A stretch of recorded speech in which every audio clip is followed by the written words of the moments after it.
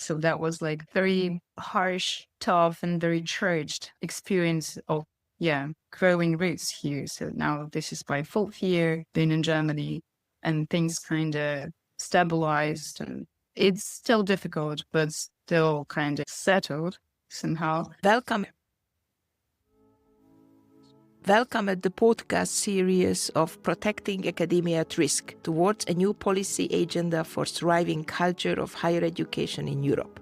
My name is Andrea Pető. I'm a professor at Central European University in Vienna. This project is supported by the Gerda Henkel Foundation. The current situation of academia at risk in the European landscape raises 3 distinct research questions. What is the current institutional framework that responds to academic displacement in Europe? Second, what are the normative contours of protecting academic freedom in future democratic societies? Third, how does an improved system of integrating displaced academics connect to broader values, such as the protection of thriving academic culture? Rather than using the term excellence, which is often used as benchmark for quantifying research outputs and citation indices, we will be speaking about academic thriving as a category comprising both excellence and other virtues of academic community, as well as its well-being. As such, it has been previously used in relation to students' well-being, but less so in relation to academic landscapes. So this podcast series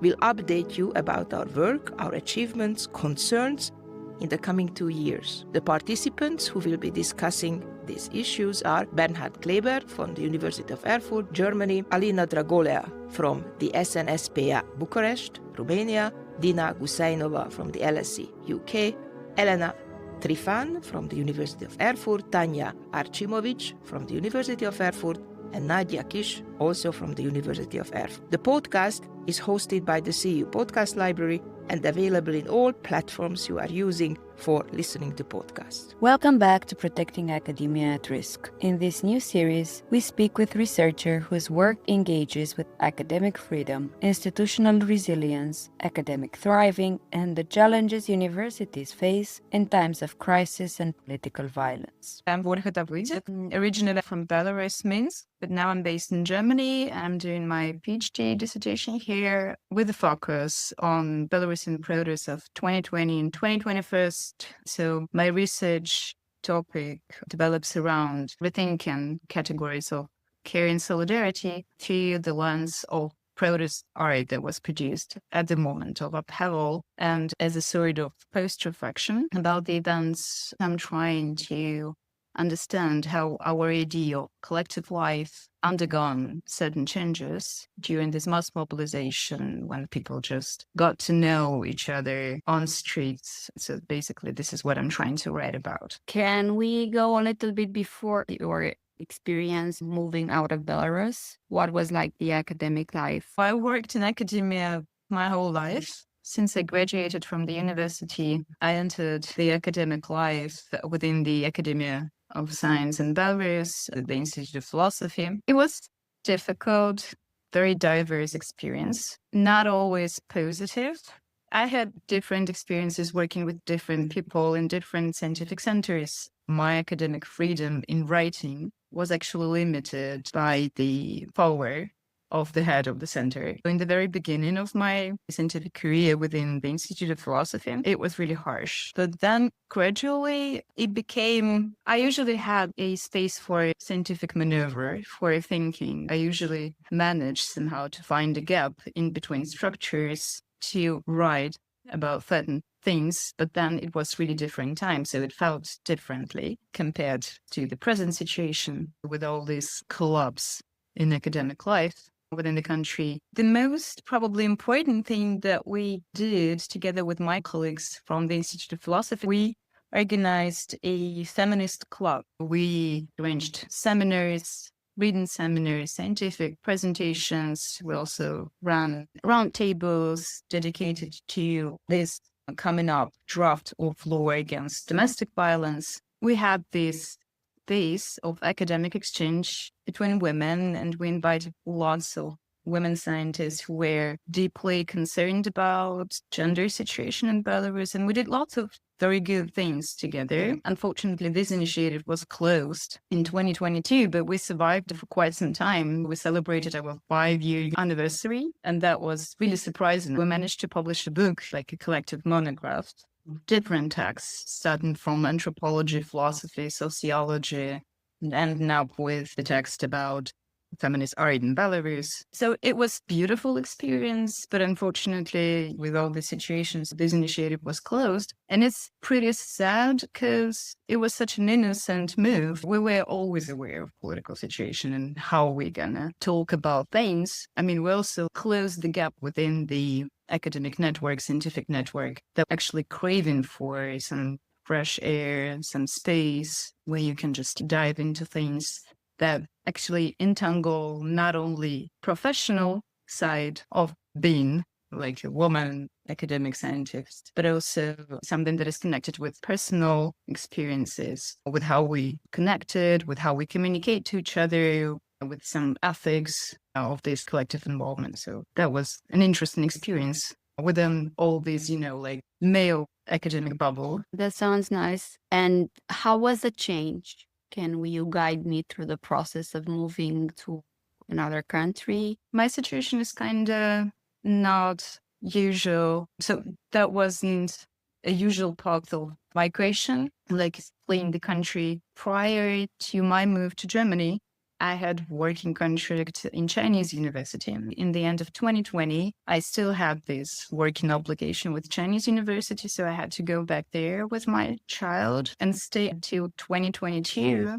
With the beginning of the full-scale invasion of Russia to Ukraine, I just decided that I want to move to European country. I didn't have a specific goal, but I just had this decision that I need to change the context of my presence because I just want to write about something that concerns me pretty much. And of course, in Chinese university, it's not really possible. My transition wasn't like I was escaping country, so I didn't have administrative arrest or something, so I never went through political violence or police violence. But then I was extensively participating in protests. And so I was writing, I was participating in different seminars, talks, and discussions about this topic. And I continued this writing and participating while I was staying in China. So now I'm here in Germany, and I believe that with all of those things that I produced and wrote and told, for me, it's not going to be possible to go back, or at least I don't want to try the fate and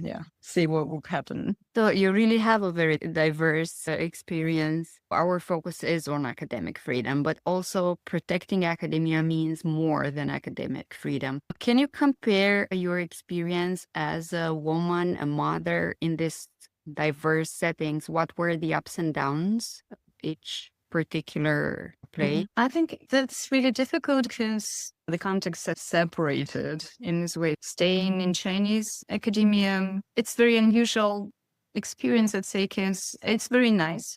For me, it was very nice. I loved my students, I loved my lectures. The environment was very welcome, but then you always feel like you're a guest there. So you're always very external to all the processes that are going inside. And it's not only the language-wise, but just it's really a self-protective bubble. And you always feel like you're very welcomed, but then you just not go forever here. So this is like a very physical border. So for me, it was like, a very experimental, playful situation. Because, so that was like, being like in between different realities, immersing into a very specific environment, but then you always had this maneuver like of going back. So like constantly traveling from one very safe space for me, then back to my home. So I had sort of disconnected, but then very interesting experience. Like in my academic life, I've just been just a person, a woman with a child. Here, it's also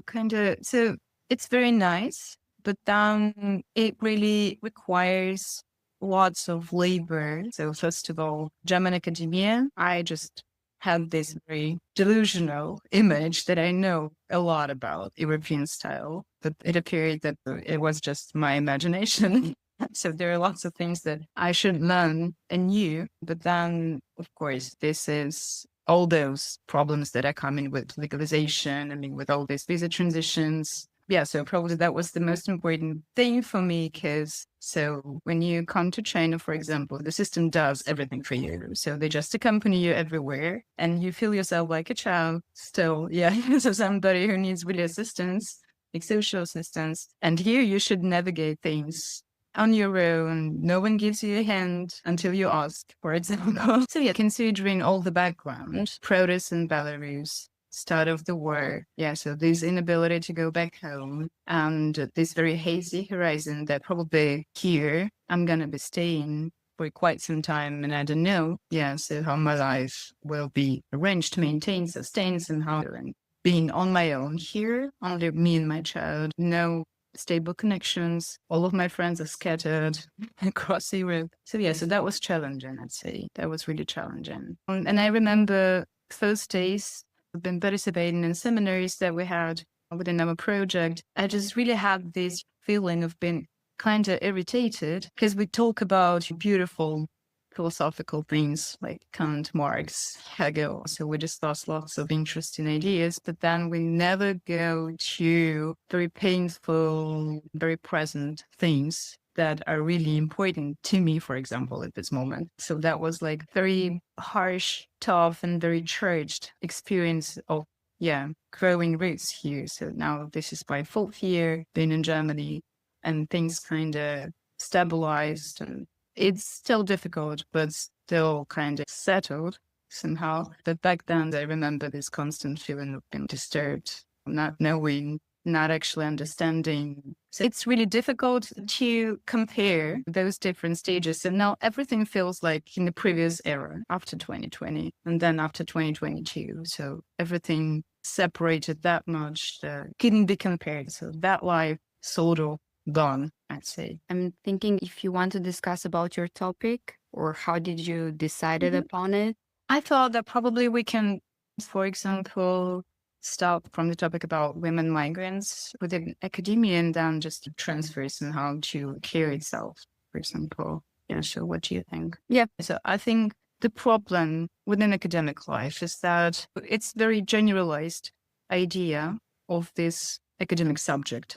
This portrait is not quite detailed, and so it doesn't include lots of those very specific, vulnerable and fragile aspects that are common actually with personal circumstances. So I believe that women migrants, they are counted as a perfect labor force. Then they bring very rich international experience with them. Then they bring their local expertise, bring this diversity within academia, but then lots of requirements that are coming from the system are not relevant to the specific stages. Especially in my case, for example, I raise my child here alone. Sometimes I will receiving help, but usually this is solely parenting. So being mobile doesn't mean freedom for me.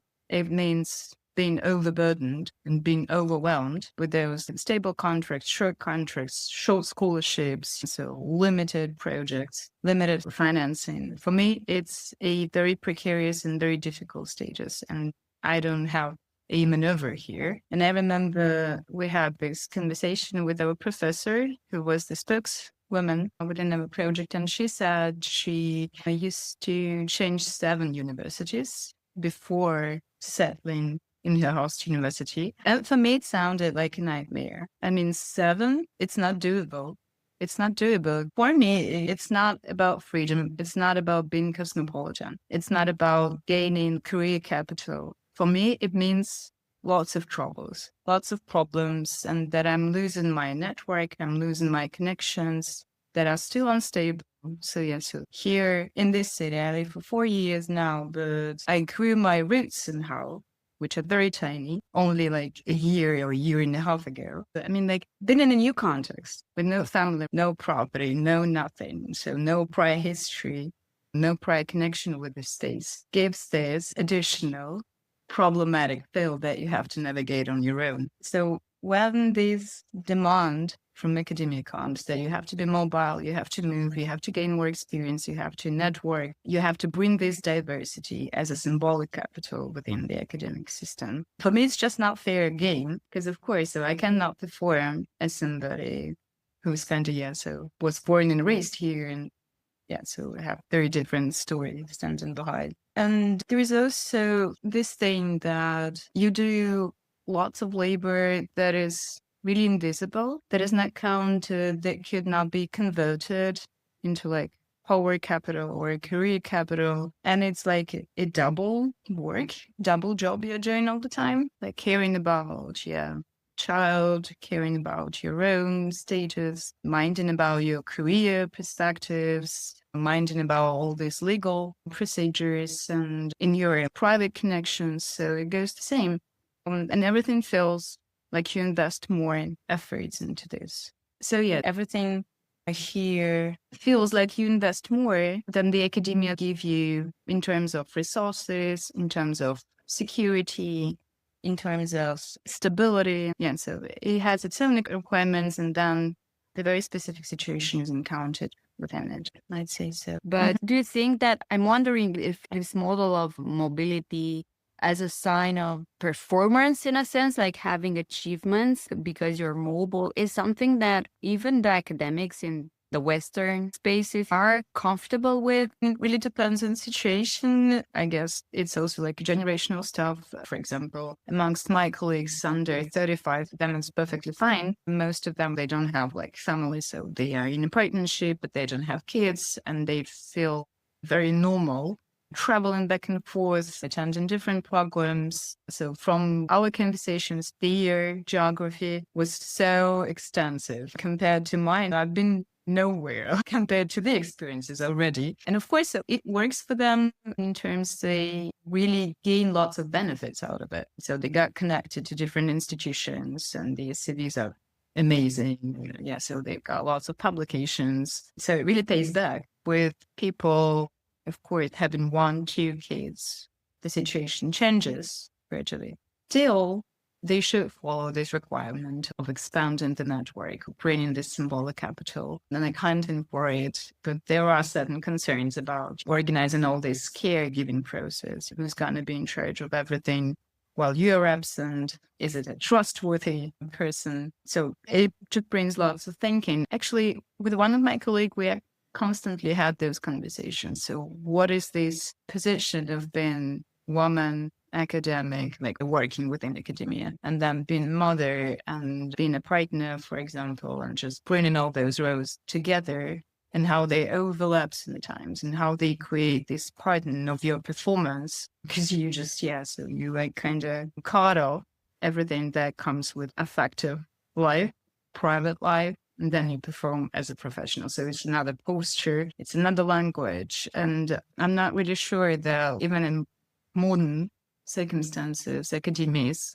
kind of ready to welcome this side of life. But this is very specific experience. And I mean, it should be counted as well. It should be somehow paid off too. So you should have some benefits out of it. I mean, I don't mean like money-wise, but there should be some support provided. And I think that it really depends on institution, on very specific collective, and on very specific personalities who can understand the situation and have instruments to provide some support. Are there ideas of how you can navigate it better, of how you can sustain your life better? So my general conclusion would be that I'm not sure that everyone is okay with it. And it's really up to very specific situation and generation. And privileges, I imagine. Even like having my proper passport, which was never in my horizons, of problems. So I'm coming from the country with crystallized dictatorship. Sometimes it was better, sometimes it was harsher. So now we have this absolutely catastrophic moment of repression that becomes structural. And so it happens on a daily basis. But then I was never aware of my passport as something that could limit my freedom of move, my freedom of coming to different countries, or something that would prevent me of going back to my homeland. To have this privilege to go back to my country. So I guess this question now kind of glow out of the fog and in very peculiar aspects that I was never aware about before. I'm curious about, speaking of networks, how did you came to choose Germany? Was it a network thing? Was it a wish, desire? Did you have any choice, agency in choosing it, in a sense?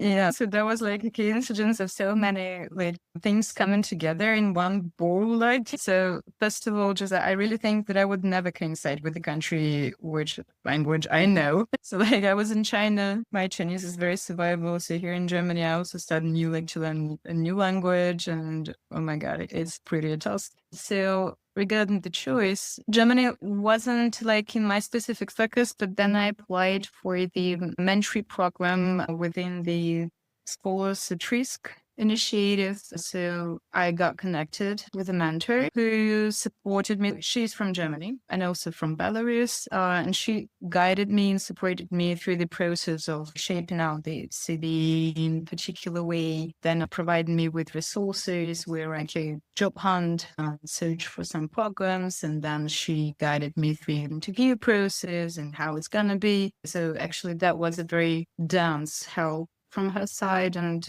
I mean, it worked out. So the Volha University was the first university I've applied in Germany. My submission was accepted. So I got this invitation for the interview, and then they texted me that, yeah, you were accepted for 3 years of like PhD program. So I was really astonished. So I was surprised actually that it worked out that perfectly, but I was full of hope and actually of like, lots of illusions about how it's going to be here. So yes, I'm going to be writing, I'm going to be dedicating most of my time to this beautiful, process of being there in this state of thinking all the time, but then life hit it from the side I didn't expect it. So I think that when it comes to the question of free will and free choice, my free choice was to change the situation, to change it so radically, I'd say, because that was a radical move. I mean, like I had a really safe position in Chinese university. Everything looked well. So after this radical change, I'm not sure. So to choose this was a point of expressing your agency and free will. But then I guess this space narrows.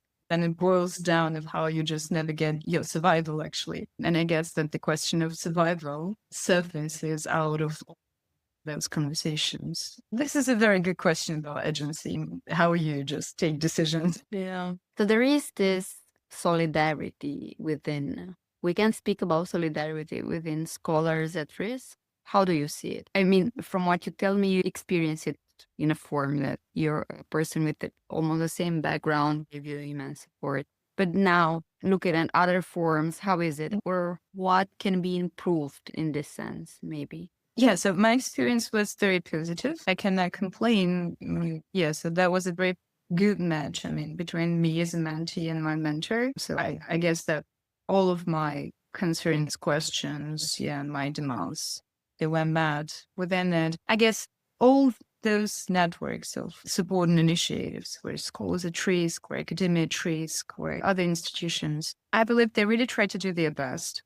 But within the given circumstances, of course, usually every single labor, care, or solidarity requires hands, fundings, and the expansion of the network and more political attention to this. Because, the number of scholars who are in urgent need to leave their countries and to move to a safer space, it just grows enormously with all those war conflicts. So this just constant crisis that we experience, I don't know since when. So it's like we are almost always in this wave of people in danger, in insecurity, in prisons, with political charges, who needs help. And so I think the one possible solution could be here is just to bring this agenda like on top of questions and give it more political attention and just give it more space of conversation and discussions. Because once you receive help, you could be rejected just because your geography changed, for example. That was also in my case, because I've applied for a Scholars at Risk support one more time. And of course, I got rejected because now I'm in Germany. So, the rest is just upon me. And there is no hope or instrument that could give you this really particular help. So there should be more investments into this, more support from society, from politicians, from businesses, whatever sources that could be used, but it's just really underestimated how much we need it. And especially now, the job market is awful. We all know it perfectly well. And there are so many beautiful, intelligent, overeducated people just playing here. So I think it's a very nice instrument that works perfectly for people, but it requires more attention. Have you ever thought of leaving academia? Or do you know people that have left? Wherever you want to go with this question. Yeah, it's very to the point, to the core of the problem. I know so many people who left academia successfully in Belarus, like in Minsk.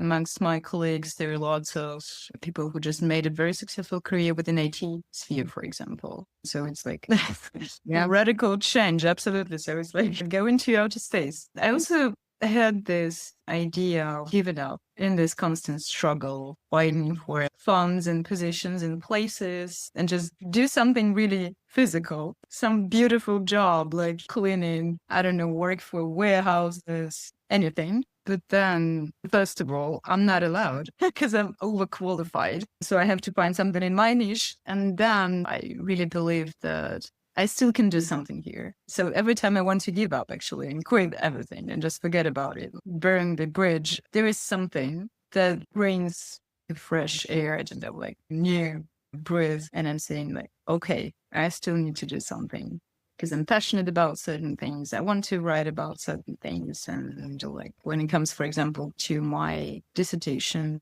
I think this is something that really still gives me motivation to continue.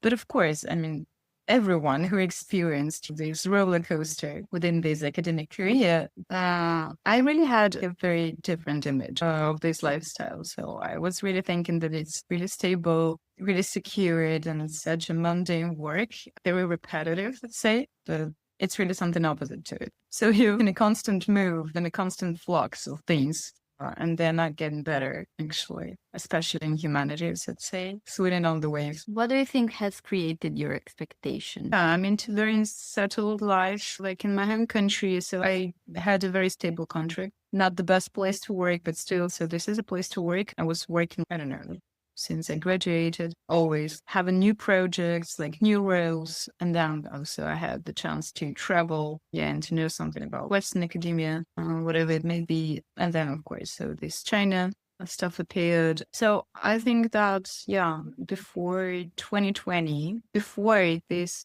point where I just realized that I can't perform the way it was, I cannot stay within these circumstances. We're not fitting anymore. And I can't tolerate lots of things. Yeah, that just bubbled out and surfaced out of all this situation. And lots of my colleagues, they migrated in 2020. They were forced to leave the country. So I don't think it was possible to continue the way it was. And I wasn't never expected to change something. I mean, like to change my position because, Institute of Philosophy, in my eyes, is such an abandoned structure within academia in Belarus that actually no one gives much attention to it until a certain point, of course. You can just be there. You can just be present there. And so there's not so many possibilities and opportunities because everything is limited. Everything is kind of structured by people already. And so I believe this point of no return in 2020 changed everything gradually and just turned lots of things upside down. Like Western system, academic system is something really different in this way. You have to move all the time. You have to be there and here and there and everywhere because this is a requirement. This is the vehicle, the driver of your career, actually. But my image of this profession was so different and so unrealistic, I'd say. What in this context would be like the skills for future academics that are coming, what they need to be prepared? I'm thinking more emotionally in order to adapt to ever-changing, precarious, competitive environment. I was never asking for anything. So actually it gave me lots of troubles on my way, because lots of things they could be just better and faster when you just simply ask. But then, of course, so when you move, like for example, in my case with family, like with a child, one have to be also ready for this emotional burnout at some point and be aware all the time about this emotional status and psychological status. Because of course, migrating brings this kind of breakage in context and like in personal stories and family stories. And it's a radical shift in life pace, in circumstances, in your like in circles. And so difficult to talk about it because the skill is just, I guess the only one good advice here is just to don't lose the sense of communication. Don't lose this ability or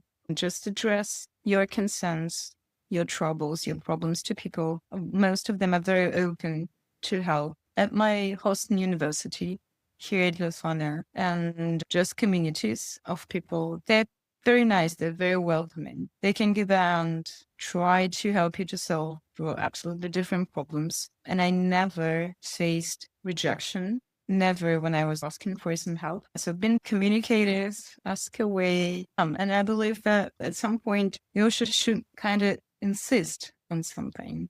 So not to be like push back immediately. And since this is a very competitive environment, for example, in the very beginning, I really thought that my education level is not quite sufficient for I survive this competition with my colleagues. So yeah, so one also have to be aware that it's like a daily labor of investing your energy, your resources to this like everyday slow progressing and growing. I would like you to tell us a bit about your work, maybe, because I think you've had a lot of interesting projects now, and maybe do some self-promotion. Okay. So now we come to this. I think that just to my real surprise, now I'm kind of experiences like a better period because my research topic is something that I'm keen about and I'm really passionate about it. And I believe this is the driver of my being willing to participate in every single conference and every single seminar. So I say yes to every opportunity to be published or yes to voice certain things. But at the same time, it's a very difficult and harsh experience in research and also in the process of writing because as I work on material that is still kind of not researched, so it's not finished object, it's not stabilized, crystallized matter, which we can just separate part by part, so just objectified somehow, but it's still a process, so things are not finished. But another side is that this experience concerns me as well as a person, as a civilian, as somebody who belongs still and rooted still in my country, and as somebody who also been traumatized by the events that happened. I'm also kind of carrier of this political trauma, like collective trauma that lots of people in Belarus experienced when they were not only on the streets, but also going through all the circumstances. So it's difficult in writing and it's difficult to shape out this position of objective observer because inevitably out of my will, I bring, so my affect into the process of, researching into things. We had also this discussion within our seminars. Is it a proper way within academia to bring this effective writing into the research, into the dissertation, which is, of course, it's a qualificative work. So it has its certain requirements and demands, and it's being shaped out and has its own language. So whether it's a proper way of doing research when you bring a lot of essayistic way of writing there. And I think this is also the aspect why I'm still keeping on with this topic, because it gives me this space of also thinking about the way how we can articulate things in a better way. Is there a right way of writing, researching about very vulnerable, very alive experience, very traumatic experience? So it couldn't be, purified, how to say. I also think that categories like care and solidarity, they are not innocent themselves. They're not pure. They're not like ethically clear because they bring also this idea of violence. So actually they grow out of violence. and out of violent environments. They grow out of violation, they grow out of harassment. And I think that if there could be a better, just society, we would never probably have this conversation about care and solidarity. Because so just this language should be invented, and not to be in an opposition to violence, but just to admit that there is a different mode of how we can organize life, collective life, how we can understand power, relations, and how we can not fight back. Okay, so this is very radical, but just to support each other, to create those connections. And of course, so when we talk about care, okay, so let it be external to political life, this particular angle on which I'm writing on. But care, of course, is something that burns out the caregiver from inside. It brings a lot of pain with it as well, lots of difficult labor. And this labor is political. I believe that was the most important conclusion out of Belarusian revolution. So yes, we can have the conversation, we can have a discussion about the term, but I really stick to this already somehow shaped out idea and tradition that we call it revolution. So yeah, why we just managed to have this protest mobilization activity on daily basis, because it was a daily labor, not only being present on the streets and not only fighting against the regime, but also supporting each other, showing that we are here, that we are visible, that we're present, that we're coming out because we want to be there with like-minded people, and that we care about each other at this moment by being together, by bringing food, by assisting, by providing help, by volunteering, donating. So any micro, small gesture. I want to go back to my idea that care is not opposite to violence, but this is another mode of arranging collective life and sustaining everyday life. So you seek, if I can try to bring it back, so you seek care. Yes. For it to happen, it requires violence in a sense. It doesn't, I think the framing should be different here. So when we talk about care, especially within authoritarian context, so it gives us different regimes of how we can get connected in order not to be disintegrated, in order not to be completely automized society, but just have the chance to continue life with some sort of understanding that we are together. We are different. We are not carrying the same identity, for example. So it's not about being united under one ideology, one program, one idea, but it comes to your very bodily, very physical gestures of sustaining life and life cycles. I think one of the most vivid examples here could be the chains of solidarities within prisons, within Belarusian prisons. And especially we have this very present agenda concerning women political prisoners. Lots of them, from their interviews, when they come out of Belarusian prisons, highlight the idea of creating this sisterhood connection within these confinements. And this, of course, it's not about feminists fighting against patriarchal system, but it's just a very mundane, repetitive, very physical, very difficult labor of preserving a human being, preserving its life, preserving dignity, and provide the circumstances in which you can have a chance to survive.